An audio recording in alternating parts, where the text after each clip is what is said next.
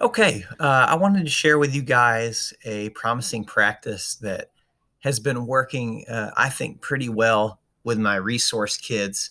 It's kept them engaged, and uh, the reason why I'm choosing it right now during all this craziness and virtual instruction is that with my resource kids, I've found that we're kind of playing catch up a little bit. I took over for the class that I'm in right around Thanksgiving, and I realized that the students didn't quite have the skills that I felt like were necessary to do what we were doing. We were solving multi-step equations, and I just, after kind of doing a brief assessment with them, I didn't think they had the skills to solve multi-step equations. Without me kind of walking them through it, which is fine at first, but I didn't feel like we were ready to move on simply because I had to walk them through every step, or they couldn't solve the equation. So I'm trying to think, okay, how can I get them ready for whatever assessments are coming along the way? And, obviously solving equations is like that base skill that they need for everything else pretty much. So anyway, I'm just trying to say that I needed a technique that I could cover a whole bunch of information in a really short amount of time and ensure understanding before moving on. And so the technique that I chose, I really started digging into direct instruction, but like I think a lot of times we use that term just kind of synonymously with teacher talking, right? But it's actually something so much more specific than that, and there's a lot of research behind it. So, direct instruction, but one component of it in particular that I wanted to share with you that I've found that I really like doing with my resource kids, and that's the student-teacher interactions piece of direct instruction. And I just threw this quote in here. I just found this kind of surfing the web. There's a ton of research on direct instruction that you can dig into, and a ton of YouTube videos as well. If you just Google examples of direct instruction, you'll find some really good ideas, and you can kind of see it in practice. But here this research said a teacher who uses direct instruction lesson plans ensures that his or her students are receiving evidence-based instruction. That's what we want, right? That has been researched and found to be a valid and reliable method to effectively teach new material to students. So that's what I was looking for. And like I said, uh, I feel like, just kind of anecdotally, but I also see it in my data, in my assessment data as well, that I'm finding success with what I'm doing here. And the cool thing about it is it's not super gimmicky, and I don't have to reinvent the wheel. And really, it saves me a lot of time preparing for lessons because it's more about my preparation and presentation than it is, I don't know, having some kind of game prepared or something, or some different type of assignment. So, um, so the big concept here, there are three elements to research-based instruction. Let me drag my face out of the way here. Three elements to research-based direct instruction technique. And those three elements are program design, kind of the way that you sequence your instruction, which goes along with instructional organization. But the thing that I wanted to focus on was the last piece. And again, that's that student-teacher interaction. And that's where I've been finding a lot of engagement and success from where I see it. Oops, sorry. Got my slides out of order. Here we go. Okay. So like I said, that last piece, the student-teacher interaction, is where I found a lot of success. And what this is just what it sounds like, is where your students are actively participating in the lesson, right? So as I'm giving notes, it's a back and forth.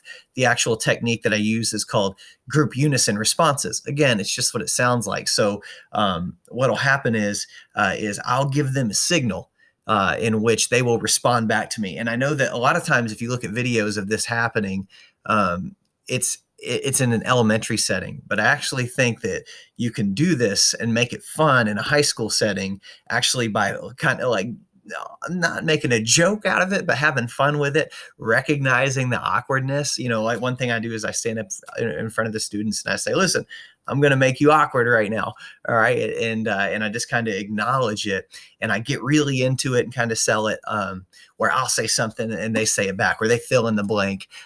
When I give them the cue, I say it, then I point to them, just something as simple as, okay, I say it and then I point to them and then they say what I want them to say. And it may sound, like I said, super elementary, and it's like, oh man, it sounds like a gimmick. Would it really work? But what I tell my students, and again, I really believe this. I think it's fleshed itself out in the research, and I see it in my assessment data. Students can memorize the words to their favorite songs, long songs, right? But then they have trouble remembering really basic information. And obviously the difference is that when they're listening to their songs, they're singing it out loud. They're saying it out loud over and over and over. And that repetition and interaction with the song is what makes the connection in the brain. And then they remember it because they have a reason to remember it. They're making that connection. And so what I want to do is kind of take that concept and apply it to my classroom, where they're interacting with my lesson. They're not passively listening to me. They're not just hearing information go in one ear and out the other. They hear it from me, then they respond to it. They respond back and forth, and I give them feedback. Like if it's wrong, I make sure to correct it right away, and then we try it again. And I keep doing it until they get it right, and then I'll wrap it back in, and they do it again until we can over and over and over get it right, just like singing the words to your favorite song. They're engaging with it. Whatever happens in your brain that interacts with something, those connections are firing, and it seems to stick, especially with my kids, who a lot of times struggle with learning and struggle with retention. I think that interaction really helps. So I'll show you what I'm talking about here real quick. Let me minimize this screen. Okay, here's some of my notes. Wait for it. There we go. Okay, so this is just some notes that we take on solving proportions, and you can see the fill in the blanks, right? So here together, we would fill in this blank, cross multiplication. So cross multiplication, then I'd say you multiply the top of one fraction by the bottom of the other. So we'd all get that filled in together. They'd have it, think of it as like their script. So there's no risk here. They've heard me say it, they're writing it down, and this is, by the way, engaging with different modalities of instruction. So I'm appealing to different learning preferences, right? So if they don't get it one way, maybe they'll get it the other way. So I'm just kind of doing it in as many ways as I can. Anyway, cross multiplication, multiply the top of one fraction by the bottom of the other. They got it filled in their notes. Okay. And then I'll say, okay, guys, I'm going to ask you, I'll just tell them what's going to happen.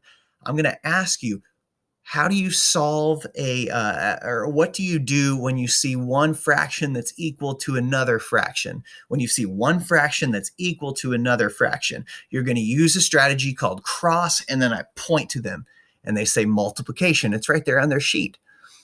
And then I say, when you're using cross multiplication, and I point to them and they say multiply, and then I'll fill in the rest. Top of one fraction by and I'll point to them and they say bottom of the other, right? And we'll keep doing that, and I'll listen to them. Of course, I got small groups, and we all kind of have smaller groups than usual, so it's easier to keep track of what kids are saying what. By the way, I think this would be great in co-teaching too, when you have smaller groups and you can hear each kid's response and make sure we're on the same page before you sequence to that next level. But again, we just do that back and forth. And then later on, I will continually wrap back that same line, that same script. I'll bring it back into the lesson later to remind them. And pretty soon what I found, and I see it in my resource class, is that they're saying these things without looking at their notes, without looking at their script, and they can do it days later. So hopefully the idea is that on a test, and I've seen this fleshed out in the data, it's not perfect, but a lot of my students are struggling learners, so their grades aren't going to be perfect all the time. But I am seeing growth. I'm seeing success, and I'm hearing it every day in the class, is that days later I could say that and they remember it. Right? I say, when you see a fraction equal to another fraction, you use cross, point to them, they say multiplication, right? And so on and so forth. So it's a strategy that I think is engaging. It can be fun. It can spice up your notes, right? So it's not just you talking, it's that back and forth teacher student interaction where you get an immediate formative assessments. But the important thing is that you're forcing them to engage with you in the instruction. And I think that's where the learning takes place. So I hope that's something that you can use in your instruction as well.